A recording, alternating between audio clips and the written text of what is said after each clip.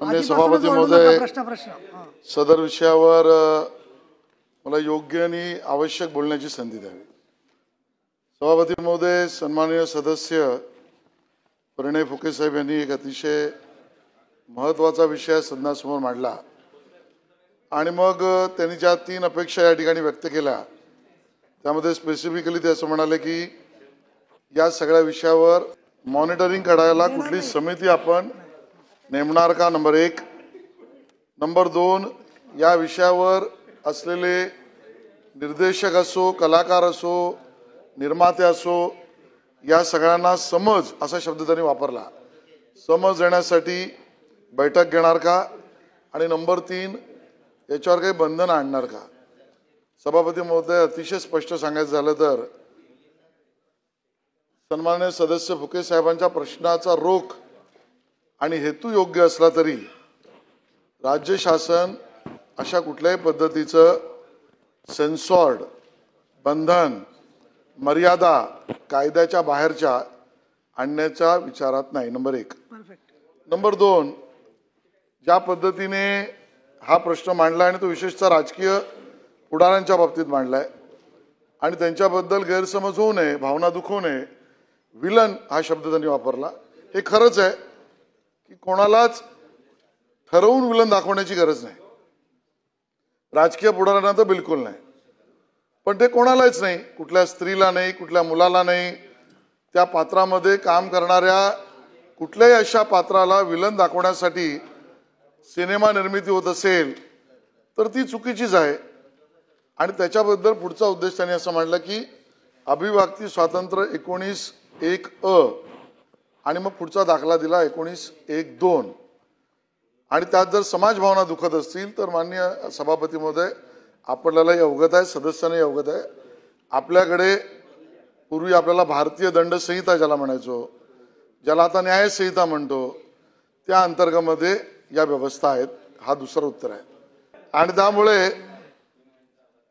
या सगळ्यावर समाज भावना दुखू नये, कोणाचाही अपमान होऊ नये, गैरसमज असंविधानिक होऊ नये, आणि म्हणून यासाठी अध्यक्ष सभापती महोदया, आपल्याला माहिती आहे की सिनेमॅटोग्राफ ऍक्ट 1952 याखाली central board of film certification या अंतर्गत सर्टिफिकेशन होतं, जी केंद्र सरकारच्या कायद्याअंतर्गत व्यवस्था आहे. आणि केवळ आकडाच सांगायचं झाला तर या ठिकाणी मला मुद्दामून ज्याचा उल्लेख करावासा वाटतो की आपल्याकडे सर्व भाषा मिळून 2024-25 मध्ये एकूण सेन्सॉर झालेले चित्रपट 15,444 आहेत. आणि सभापती महोदया की यामध्ये जर तक्रार प्राप्त झाली, पुढारी असेल, कुठला पदावरचा असेल, संविधानिक किंवा अन्य कुठल्याही पद्धतीने किंवा अन्य हिंसात्मक असेल, समाज भावना भडकवणारा असेल तर त्याला तक्रार करता येते आणि त्याच्यावर अपील सुद्धा होतं आणि एखादा सिनेमाचं सर्टिफिकेशन कॅन्सल सुद्धा होत असतं. हा सिनेमाचा भाग झाला. आणि म्हणून राजकीय पुढाऱ्यांच्या बाबतीमध्ये आपण जो प्रश्न उपस्थित केला आणि अपेक्षा व्यक्त केली की बाबा समाजामध्ये याच पद्धतीचा चित्र निर्माण केलं जातंय का, तर सभापती महोदय, मराठी व हिंदी सिनेमामध्ये राजकीय व्यक्ती, नेते, लोकप्रतिनिधी यांचे राजकारणाचे चित्र करण्याची परंपरा मोठी आहे आणि ती सकारात्मकपणे आणि नकारात्मकपणे आहे. तर आपल्याला असं म्हणता येणार नाही की केवळ नकारात्मकतेनेच सिनेमे बनतायत असं आपल्याला म्हणता येणार नाही, पण नकारात्मक असतील तर त्याला CBFC central board of film certification किंवा आपल्या न्यायसंहितेअंतर्गत कारवाई करण्याचा अधिकार आहे. सभापती महोदय, खरं आहे तुम्ही जे मांडल्या त्यामध्ये एक 70-80-90चं दशक होतं की ज्यामध्ये रांगडा, बेरकी राजकारणी असला दाखवला जायचा आणि त्यामध्ये तो स्थानिक राजकारणामध्ये स्त्री लंपटपणा असेल, गुन्हे असतील, ऐका ना प्रवीण भाऊ, तो या सगळ्या पद्धतीने हे रांगडा आणि बेरकी असं राजकारणी दाखवून त्या 70, 80 आणि 90च्या दशकामध्ये आपल्याला आठवत असेल, विशेषतः मराठी सिनेमात निळो फुले असेल, राजशेखर असेल, आता तत्कालीन परिस्थितीमध्ये ते बरोबर असेलही 70, 80, 90च्या दशकात, पण सिनेमा राजकारण्यांचा विषय चालला आणि त्यामुळे आपल्या मनावर ज्याचा प्रभाव आहे त्याचा उल्लेख मी केला पाहिजे असं नाही. मी प्रश्नातला रोग जो आहे त्याचा उल्लेख करतोय. आणि सभापती महोदया, मला हेही मान्य करायला लागेल की मधल्या काळामधली एक संस्कृती झाली ज्यामध्ये जे जे नकारात्मक आहे, जे अमंगल आहे, जो लोकविरोधी आहे, ते सगळं एका पक्षाची सिस्टीम आणि त्या अर्थाने ते दाखवलं जायचं. आणि म्हणून त्याच्यातनं सुद्धा एक समज त्या काळामध्ये होत गेला. पण आपल्याला हे नाकारता येणार नाही, त्याचा उल्लेख आता अमोलजींनी केला की जब्बार पटेलांचा सिनेमा सिंहासन, की ज्या सिनेमामध्ये अंतर्गत राजकारणातल्या त्यावेळेला आपण म्हणू की बाबा लोकांना त्यातली जास्तीची माहिती व्हावी म्हणूनचे सिनेमे झाले. काही प्रत्यक्षदर्शी चित्रणाचे प्रसंग त्या सिंहासनामध्ये आपल्याला दिसतात. राजकारणावर प्रभावी भाष्य केलेत असे सिनेमे आपण पाहिलेत, ज्यामध्ये नामदार, मुख्यमंत्री गणपत गावडे, गल्लीत गोंधळ, दिल्लीत मुजरा, पुन्हा गोंधळ पुन्हा मुजरा, नागरिक, रोंदळ, हे राजकारणावर प्रभावी स्पष्टता मांडणारे सुद्धा काही सिनेमा त्या ठिकाणी झाले. काही सिनेमा असे झाले की ज्यामध्ये राजकारणामध्ये दोन पक्ष वेगळे झाले आणि मग आता कोणता झेंडा घेऊ हाती, मग झेंडा नावाने झाले. आता हा भाग वेगळा, परिस्थितीच्या माराने दोघे एकत्र आले. आता सिनेमाचं नाव काय होईल मला माहित नाही. कसा झेंडा घेऊ हाती असा सिनेमा होऊ शकतो. पण अशाही पद्धतीचे सिनेमे त्या ठिकाणी आले. काही नकारात्मक पण आले, पण ते काही अंशी खरी आणि ज्याला आपण म्हणू राजकीय सत्य व इतिहास जनतेसमोर मांडणारे आले. मग ज्यामध्ये आपण म्हणू की काश्मीर फाईल आहे, केरळा स्टोरी आहे, ॲक्सिडेंटल प्राईम मिनिस्टर आहे, इमर्जन्सी आहे, ताशकंद फाईल आहे, असे सिनेमे झाले की ज्यामध्ये सत्य किंवा राजकीय इतिहास दाखवण्याचा त्या ठिकाणी प्रयत्न झाला आणि लोकांनी त्यामध्ये सभापती महोदया दाद सुद्धा दिली, आपल्या लक्षात असेल.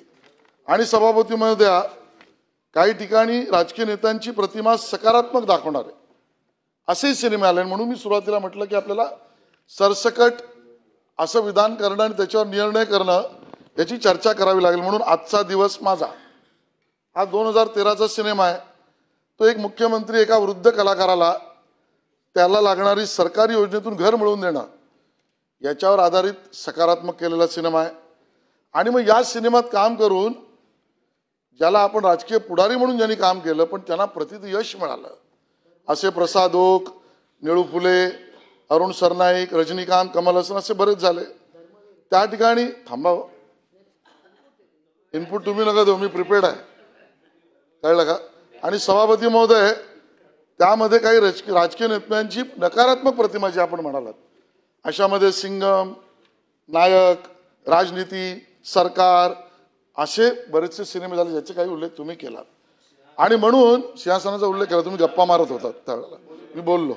आणि त्यामुळे दोन्ही अर्थाने सिनेमे दाखवले गेले. आता प्रभाव राजकीय नेता दाखवला योग्य की अयोग्य, त्यामुळे जनतेत प्रभाव पडतो का, आता या प्रश्नाचं उत्तर सिनेमा म्हणून घ्यायचं असेल तर आपल्याला त्याचा बिझनेस काय झाला, त्याला लोकांनी किती पाहिलं चाहलं हे बघायला लागेल. आणि मग सभापती महोदय, काही उदाहरणं त्याची आहेत की ज्यातला आपल्याला इन्फरन्स हा काढता येईल की आपला जो रसिक आहे, प्रेक्षक, तो चोखंदळ आहे, तो आपल्या यातलं योग्य तर ठरवतो. आणि मग ते कसं, तर आता बघा एक सिनेमा निघाला, हा व्यक्तिगत कोणावर आरोप नाही आहे, मी सिनेमाचं विश्लेषण देतो भाई. आणि म्हणून मग संघर्ष योद्धा मनोज जरांगे पाटील सिनेमा निघाला, 4 कोटीचा खर्च झाला, बॉक्स ऑफिसवर कलेक्शन 62 लाख झालं, लोकांनी त्यांची दाद ठरवली.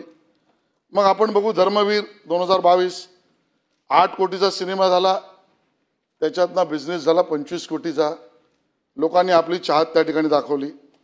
मग ठाकरे 2019ला निघाला, बाळासाहेब ठाकरेंच्या जीवनावर 30 कोटीची निर्मितीचा खर्च होता, 32 कोटी निर्मितीपेक्षा जास्ती इन्कम झालं. सभापती महोदय, ॲक्सिडेंटल प्राईम मिनिस्टर 21 कोटी खर्च झाला, लोकांनी चाहत केली, 27 कोटी कमाई झाली. PM नरेंद्र मोदी 2019ला निघाला, इन्व्हेस्टमेंट 8 कोटीची, 28 कोटीची कमाई झाली. अजून एक सिनेमा निघाला, तो प्रवीणच्या जवळचा आहे, एक नंबर, कोणाचा होता मला माहित नाही, पण त्याच्यावर खर्च झाला 7 कोटी आणि कमाई झाली 2.5 कोटी. लोकांचं रिजेक्शन पण दिसलं.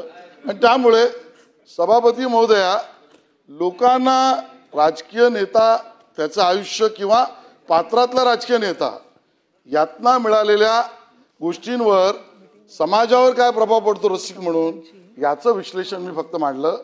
मला 1 नंबरवर टीकाही करायची नाही आणि जो चालला त्याच्याबद्दल गुणगान करायचं नाही. मी फक्त विश्लेषण त्या ठिकाणी मांडलं. आणि म्हणून मग पुढचा मुद्दा येतो सभापती महोदया, मग ती पात्र जी काम करणारे त्यांचं समाजातलं स्थान ते बेरकी, रांगडी, भ्रष्टाचारी, अन्य गुणातले दाखवले म्हणून कमी झालं का? तर आपल्याला माहिती आहे सदाशिव अमरापूरकर असतील, निळू फुले असेल, यांनी बेरकी म्हणून काम केलं, मोहन जोशी असतील, पण यांना समाजामध्ये सामाजिक भान आणि कामामधलं त्यांचं स्थान पुन्हा काही अढळ झालं असं दिसत नाही. आणि म्हणून सभापती महोदय, यामध्ये जाणून मोजून कोणी करत असेल, एखाद्याला टार्गेट करून एखाद्या पदावरच्या व्यक्तीला आणि ती बदनामी असेल तर जरूर त्याच्यावर मर्यादा हे CBFC आणि त्या ठिकाणच्या व्यवस्थेने केलं पाहिजे. जरूर ज्यांच्या भावना दुखावल्या जातील त्यांना न्याय संहितेच्या अंतर्गत, कायद्याअंतर्गत प्रावधान जरूर आहे. आणि सभापती महोदय, वेब सिरीजचा उल्लेख आपण केला, तर सभापती महोदय आपल्याला माहिती आहे की वेब सिरीज ह्या तशा अर्थाने आपल्याला OTTवर येतात आणि OTTवर सभापती महोदय माहिती तंत्रज्ञान अधिनियम 2000 आणि 2021 मधील IT नियम याच्या अंतर्गत त्यांचं मॉनिटरिंग करण्याचं आपला निर्णय झालेला आहे. Ministry of information and broadcasting हे त्याचे प्रमुख नियामक प्राधिकरण आहेत. त्यात बरेच टप्पे आहेत. स्वनियमन आहे, स्वतंत्र स्वनियमन संस्था आहेत आणि त्या माध्यमातून मॉनिटरिंग करण्याचा प्रयत्न होतो. आणि त्या पद्धतीने सुद्धा काही ऑनलाईन असेल तर ते काढून टाकण्याच्या बाबतीतले निर्णय केले जातात. आणि त्यामुळे सभापती महोदय, सन्माननीय सदस्यांनी या ठिकाणी मांडलेल्या मुद्द्याला आधार धरून मला असं वाटतं सभापती महोदय की सिनेमे राजकारणातील लोकांचा समज वाढावा यासाठी असावेत, राजकीय घडामोडींचे आकलन व्हावे यासाठी असावेत, त्यातून प्रेरणा मिळावी यासाठी पण असावे, राजकारणाविषयी आणि विशेषतः तरुणांमध्ये आवड निर्माण व्हावी यासाठी सिनेमा निर्देशकांनी, निर्मात्यांनी जरूर करावेत, असे प्रयत्न करायला हवेत, असंच आपण ॲडवायझरी म्हणू. पण केवळ रंजकतेसाठी, व्यावसायिक यश समोर देखून, कोणाला तरी टार्गेट करण्यासाठी तर असे चित्रपट टाळावेत. आणि म्हणून या सगळ्यावर जसं आपण म्हणालात की एक बैठक यासाठी बोलवली जाईल आणि जे नवीन महाराष्ट्राचं चित्रपट धोरण येणार आहे त्यामध्ये या सगळ्यांवर निर्देशक, कलाकार, निर्माते यांना घेऊन आपण योग्य भूमिकेचा आग्रह धरू. सेन्सॉरच्या भूमिकेत राज्य सरकार नाही.